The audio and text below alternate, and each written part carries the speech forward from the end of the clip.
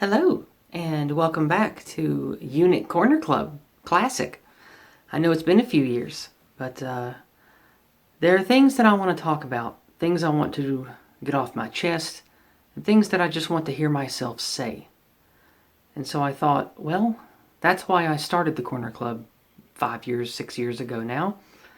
And I believe that I have moved a long way since then. Not necessarily for the better. And that's what I want to talk about today. The name of this installment of Eunuch Corner Club originally was going to be, What Have We Learned? I even thought about making an entire series called What Have We Learned? And in the last couple of months of thinking about it, that's the incorrect title. It's What Have I Learned? What have I learned? I started this entire channel, let alone the Eunuch Corner Club series.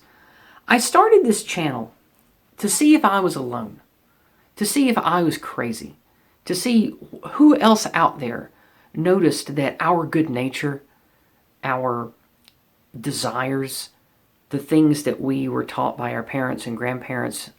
I wanted to see if I was alone in thinking that all these things were being weaponized against us.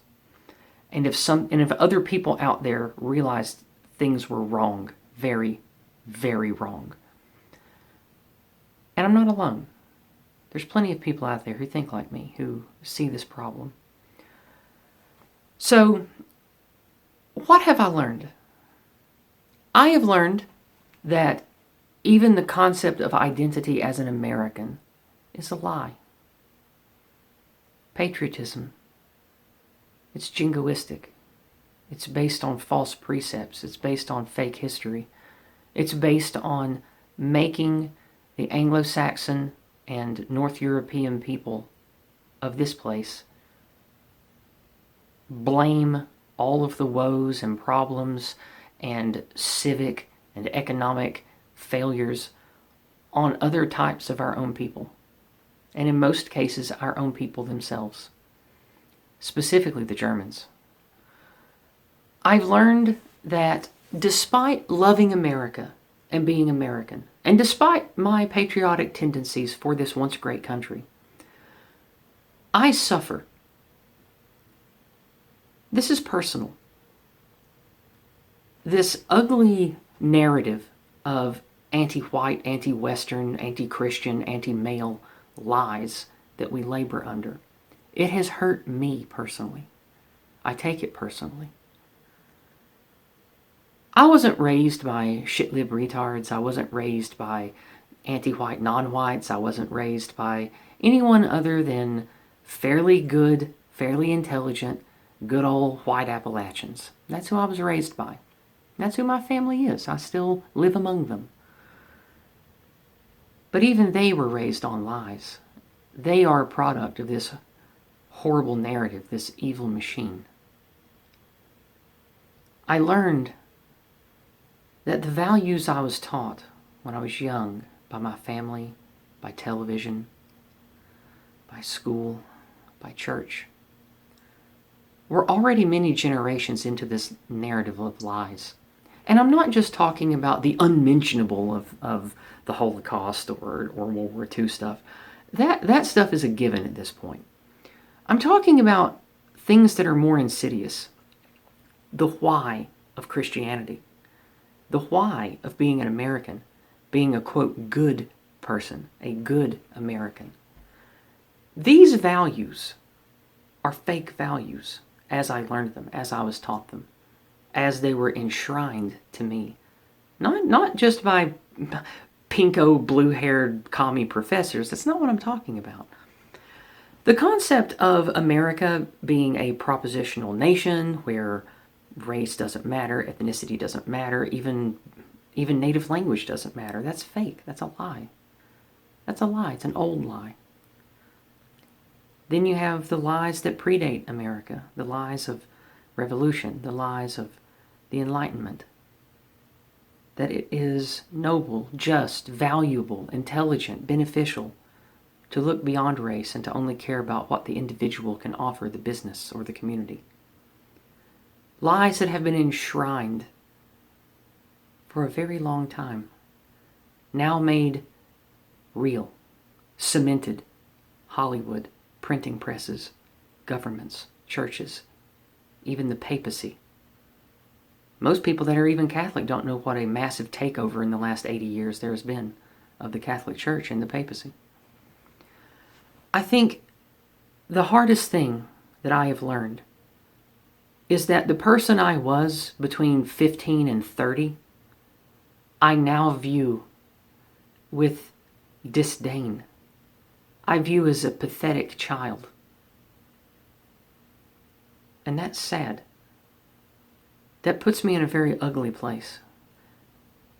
I have learned that not only are the core fundaments of my country and my identity lies, purposefully created to make me an obedient sheep to the jingoistic American machine, but I've learned that there's very little else that I can grasp as an identity that is real at all. I have family here. They play the banjo and the fiddle. We love singing Christian songs. We're very Southern Baptist. We have customs and ways around here. We like to make cornbread. We are definitely Appalachians.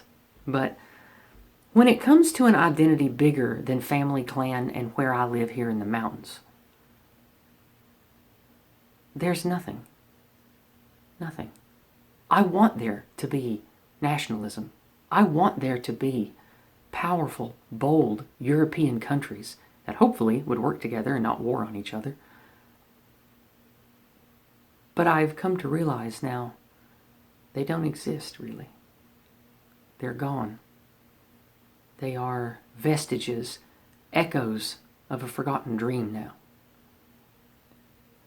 I talk to people from Belgium, France, Germany, Sweden. Haven't talked to a Finn yet, but I'd like to. I've talked to Russians, spoken to people who live in Italy, who grew up in Spain, people who live on the British Isles. They tell me different, but very similar stories of how people of similar physiognomy, people of similar drive and scope of internationalism are at the helm of government, business, schools, entertainment media. And I have this realization that the dystopian fiction I read when I was a child and a teenager is more accurate and more truthful than every school book I was ever required to read. They painted a better picture of humanity and what we face and what we're headed into than any movie, than any class I took in school, than any preacher that I've sat and listened to in a pew. I don't have all the answers, and I'm not here to point my finger at a particular ethnic group and say it's the Jays or it's anyone else. No, it's not just one thing. It's not. Between 4 and 10 years ago, I wanted there to be a villain I could point a finger at. The deep state, the Zionists, the Marxists, whatever. Pick your favorite right-wing pronoun to put on the bad guys. I wanted there to be something like that. But I've learned that's not the case. It's simply not true. There are weak-minded simpletons and NPCs of every ethnicity, whether they be French or some kind of Jew or some kind of Muslim, doesn't matter.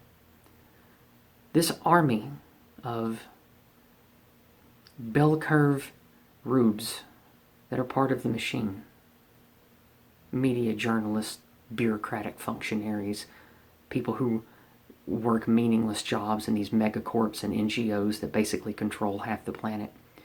These people are not Machiavellian geniuses or the horrors that that would lead you by the nose, so to speak. They're not that. And so learning about who's higher up the chain, learning about who controls international banking, learning about the entanglement of industry, finance, the petrodollar, learning about the reasons why Western media wants you to think that Assad gassed his own people. That makes you want to think Putin is some awful, evil villain. They want us to think these things for a good reason for them. They want us to hate simulacra. They want us to be a part of the golem they've created. Because without public outrage and without public compliance, the machine doesn't go forward. The Colossus stalls. And that's been hard for me because I was raised to be a Christian warrior. I was raised to love my people and to fight evil. Not necessarily with bullets, but with words and action, stoicism, passion. And I realize now that even the old people who taught me those values taught them to me through the lens of this empire of lies that even they grew up in. And so I stand here today, rudderless. I'm surrounded by people that are good people. They're not evil. They're not, leftards. They're not anti-whites. They're normal, good mountain people that live here with me. And I have no way to reach them, and we have nothing in common now. I certainly don't have anything in common with city folk. I certainly don't have anything in common with anti-whites that used to court me and want me to be a part of them, like the LGBT, the alphabet agenda, the Troon lobby. I certainly don't belong with them. I certainly don't belong in the MAGA crowd because, well, I think by this point we all know that that's just control, cope, wishing upon a star, wanting to just go back to the 80s and 90s again. We all know that's not happening. There is no Caesar. There is no one to lead us across the Rubicon. Not Trump. Certainly not DeSantis. I don't see anyone at all, that has moral fiber, strength of character, and the reach and the money to have any sort of leader that can galvanize a real identity or give me any sense of belonging to something bigger than just my family clan here in the mountains. Sure, we have our strong voices in our pocket communities. Everyone knows now that I'm an advocate for white well-being. I'm even wearing the Eindelen, as you can see. I work with them. I've done a lot of community outreach with them.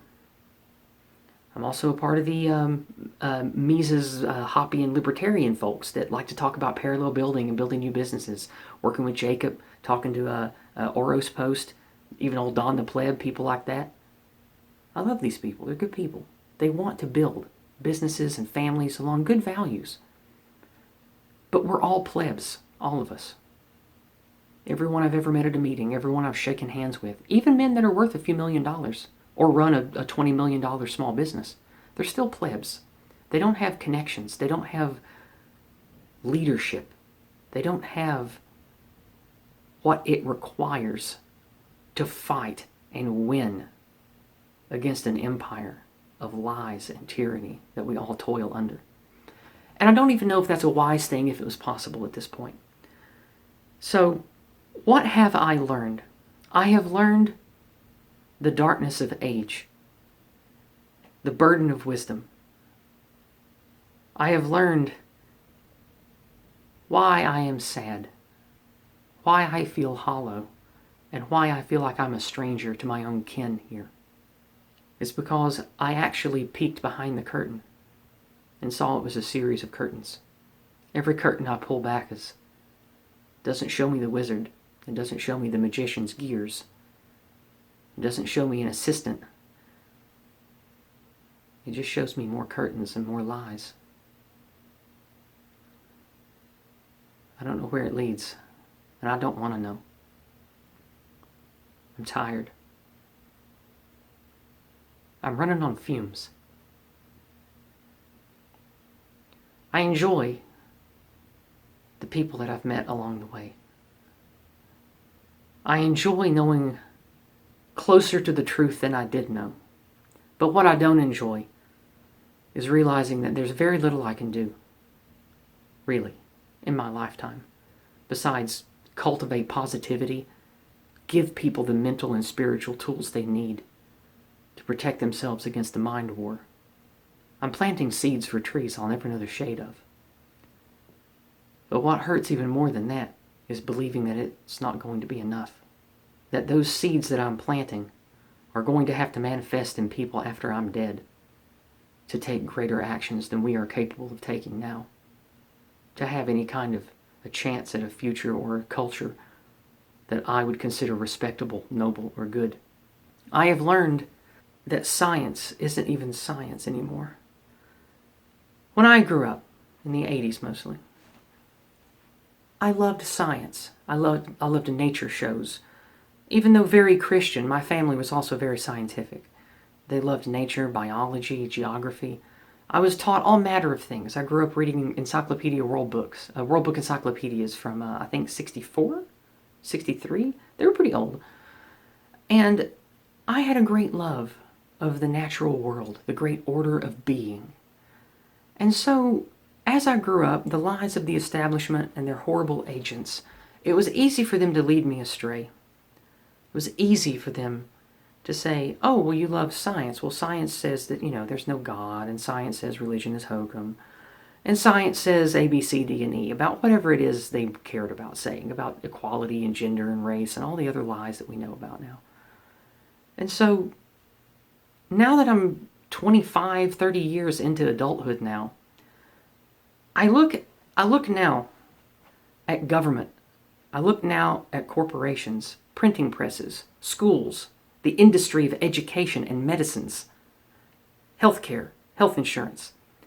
Everywhere I look in these industries, in the government, so to speak, that creates the foundations and the rules of our society we live in, we are lied to on purpose by people who either know they're lying or are radicalized to believe the lies like it's God's honest truth.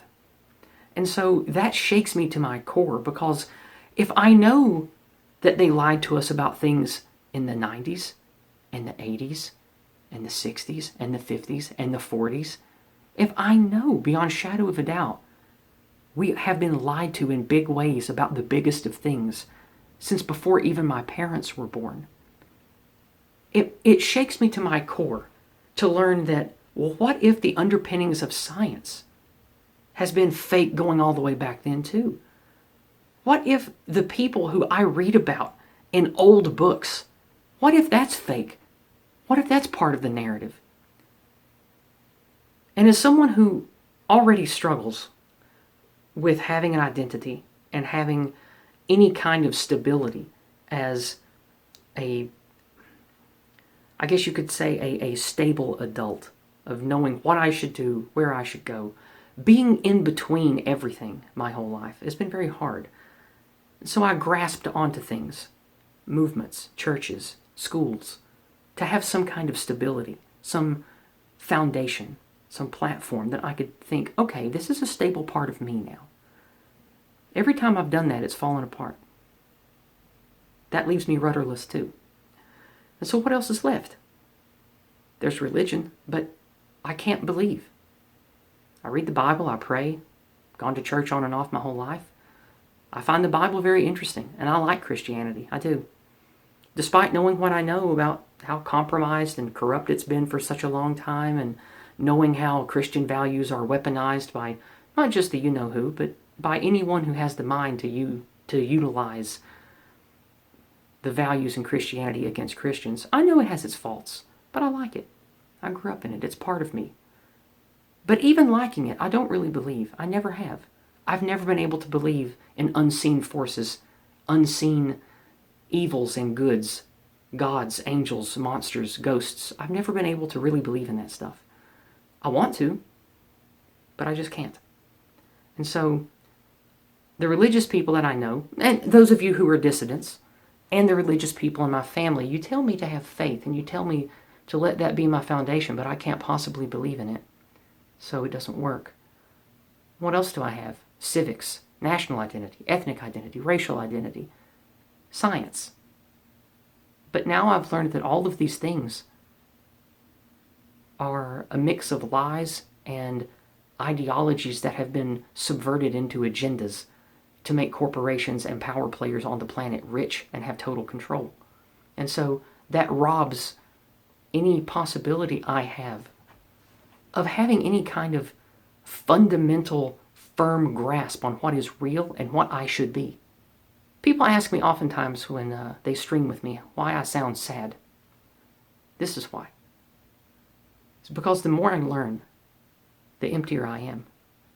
The more curtains I pull back and see, the emptier I feel. The more hollow everything feels.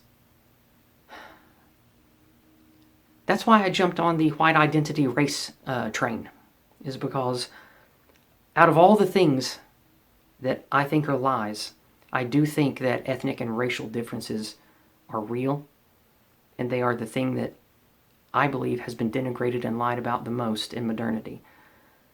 And it's something that I can do something about. I can speak the truth to the lies on that. I can give people the go free method. I can talk openly and honestly about the wonders of the modern world being products of the white man. It's true. Museums of natural wonders, going to space, creating telecommunications, and all of the wonderful things that everyone loves in modernity, whether it's a smartphone or I don't know, pick your poison, right? Whether it's a McDonald's or whatever. These things came from Europeans, mostly North Europeans. We have created a wonderful level of surplus that this world and the peoples of this world have never known.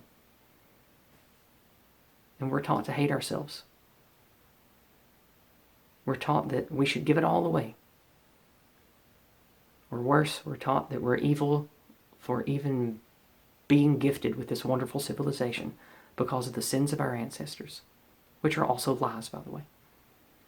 And so I can do something about that, and so I do. And I've made good friends in whatever sphere or part of the white right you want, whatever. Like, I don't even know what to call everybody, but dissidents who speak firmly about race, how about that? I've made plenty of good friends in this loose community, and I'm thankful for that. But for me personally, I have learned that's not enough. It's not enough just to fight. And so I feel emptier year by year. I still believe that in the end, what is right will win.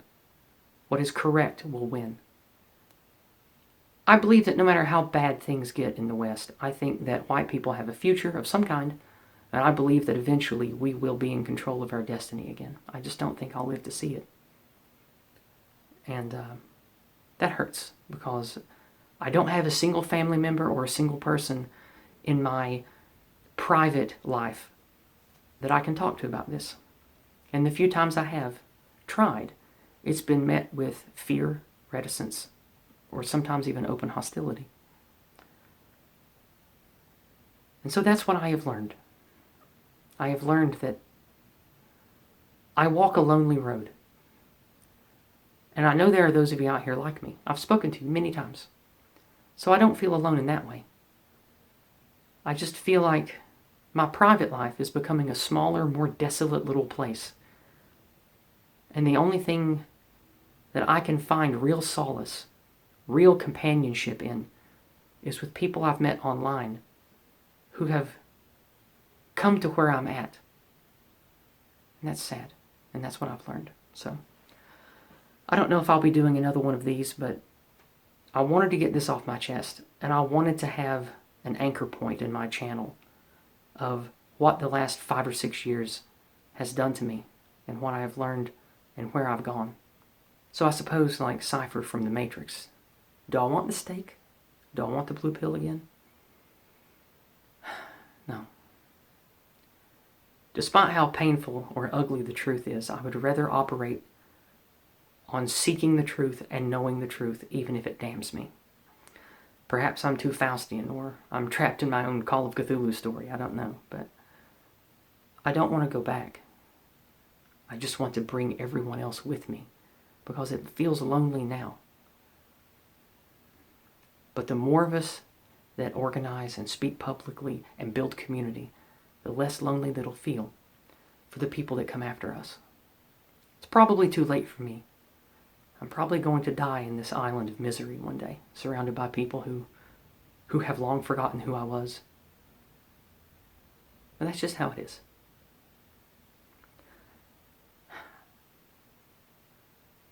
And that's it for today.